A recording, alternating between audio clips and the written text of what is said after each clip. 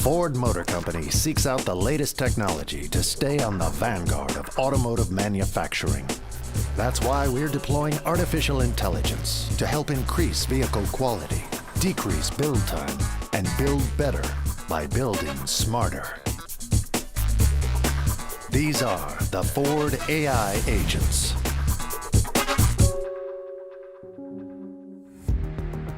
Developed by AI software company Symbio Robotics, the advanced manufacturing team stationed this agent at the Livonia transmission plant, where Ford builds the transmission for the Bronco Sport, among other vehicles. This brand new technology helps a robot learn how to install heavy and complex torque converters, learning from each previous experience and adapting, so it can continuously increase efficiency. And that allows Ford to speed up this specific task 15% faster compared to the previous robotic method. Not only do new Ford vehicles contain the latest technology, they're built with it. Ford AI agents, artificial intelligence, genuine results.